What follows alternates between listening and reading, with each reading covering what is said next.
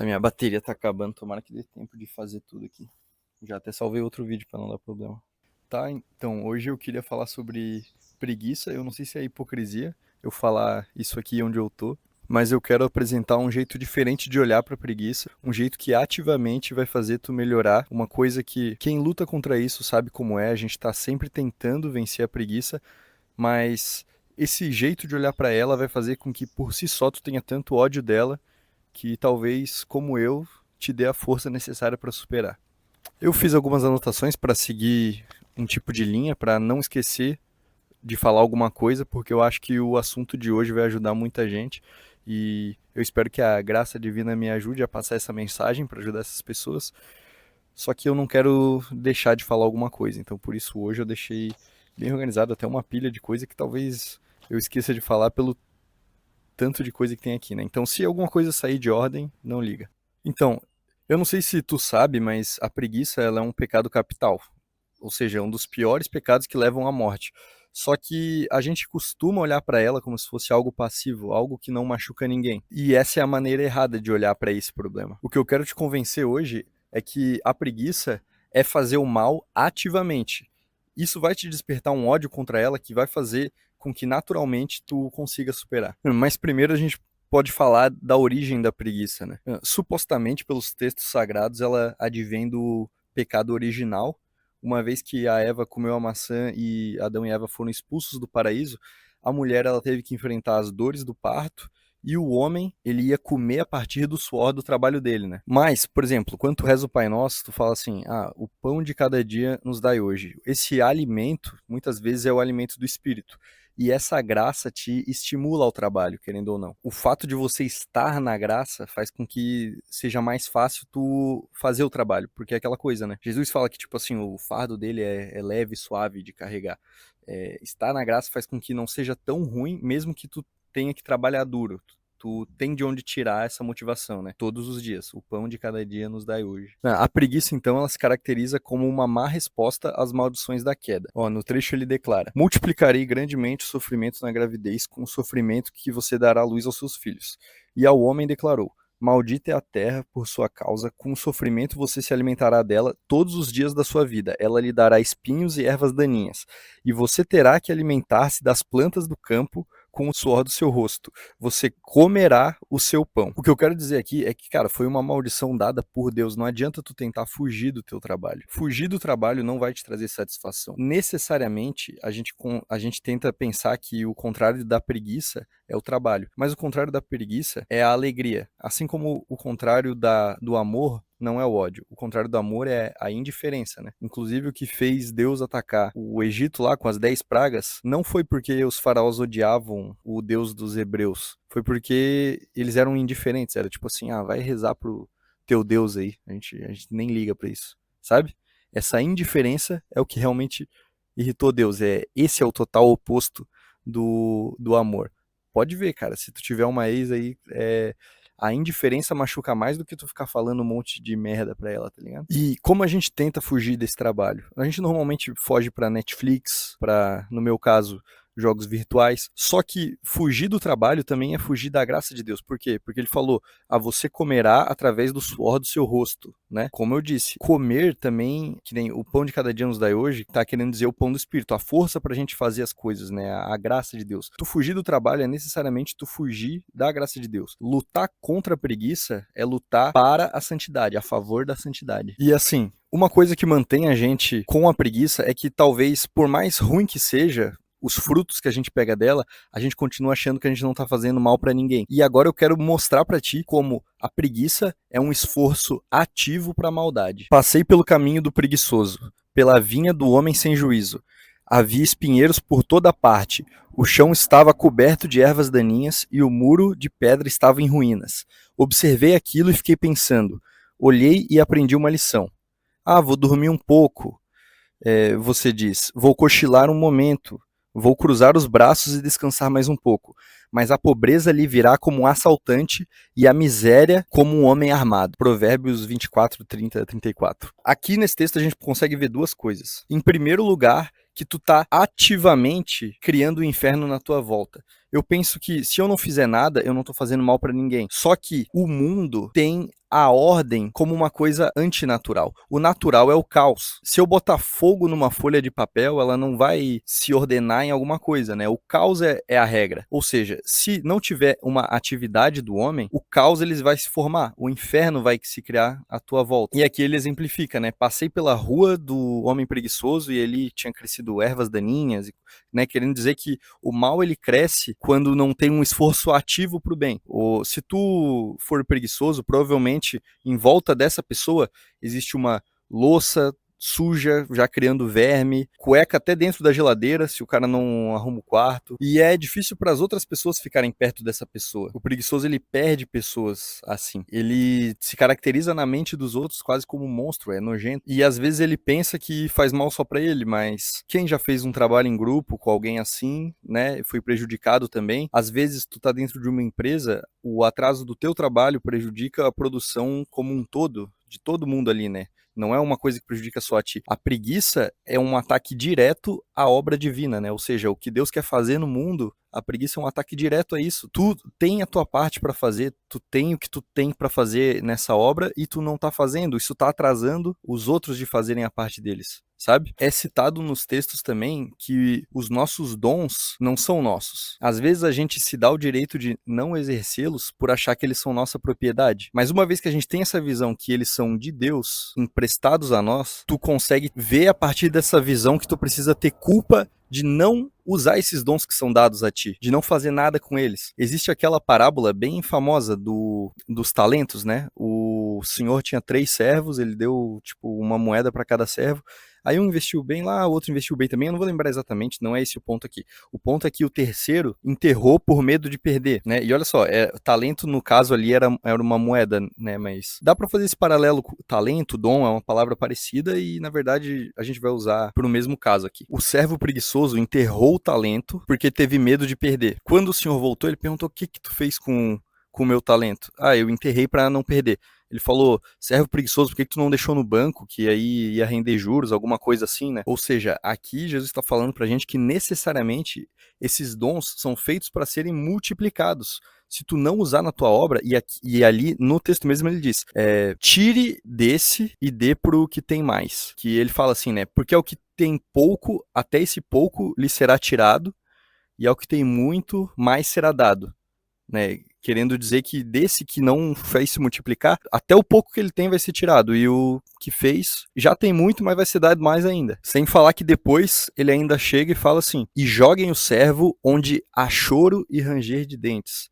Supostamente, né, ali, como é uma parábola, a gente ali estava dizendo de um lugar físico, mas o inferno ele também é descrito como um lugar que há choro e ranger de dentes, o que suplica que o preguiçoso vai literalmente pro inferno, né? Eu mesmo já desperdicei dons da minha vida. Pra mim, fazer vídeo era um desses que Deus já mostrou pra mim que era uma coisa que eu levava a jeito, nos projetinhos do Instagram que organicamente deram certo, e também programação, que é uma coisa que eu descobri no meio da faculdade de engenharia, que eu tava tendo muita dificuldade, mas eu, em vez de frutificar esses dons por preguiça, eu fiz com que isso não virasse nada no fim. E como é dito no texto, a pobreza lhe vem como um assaltante. É inevitável. Deus vai garantir a pobreza dessa pessoa que desperdiça os dons. Foi falado no trecho que eu até li antes, e nessa parábola dos talentos também é falado, né? Porque desse que tem pouco, desse até o pouco que tem lhe será tirado. E eu vi isso acontecer na minha vida, ativamente. Tô nessa fase, e que bom que eu acordei e tô fazendo alguma coisa, porque a quem tem, mais será dado, né? Entenda, tu tem a obrigação de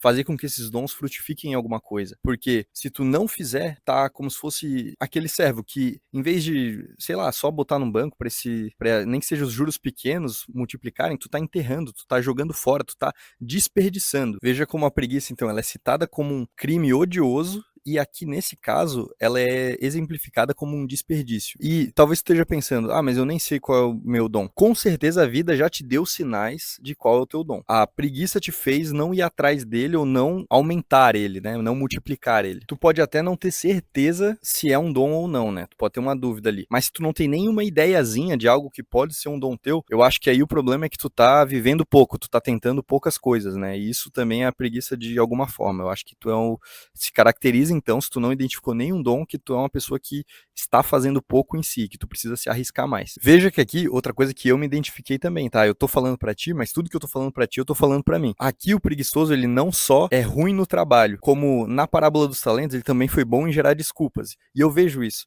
Em vez de eu me esforçar para fazer as coisas, eu me esforçava para criar desculpa de quando eu não tinha feito. E na verdade, esse foi o maior motivo da repressão do chefe dele. O chefe dele identificou, né, que o servo estava fazendo isso, e ali a repressão foi alta. Ali tu pôde ver que a repressão foi até o fundo, né? Jogou o cara até o inferno. Tudo no mundo é um reflexo. A casa bagunçada reflete uma mente bagunçada. Assim como a mente bagunçada vai se manifestar numa casa bagunçada. Só que em qualquer um dos lados que tu mexer, o resultado vai ser exercido pro lado oposto. Ou seja, se eu arrumar minha casa, eu arrumo minha mente. Igual como provavelmente se eu tiver uma mente arrumada, minha casa vai estar arrumada. Uma coisa é diretamente proporcional à outra. Repara que a depressão normalmente ela se caracteriza como uma pessoa que não consegue sair da cama, né? Tá sempre triste e tal. Isso a gente pode ver a manifestação porque assim, o contrário da preguiça não é o trabalho. Como eu já disse antes, o contrário da preguiça é a alegria. E aí já fica muito mais claro como que a depressão ela tem essa relação com a preguiça, né? Como se fosse a preguiça no espectro mais mal manifestado possível. E essa opinião pode ser polêmica,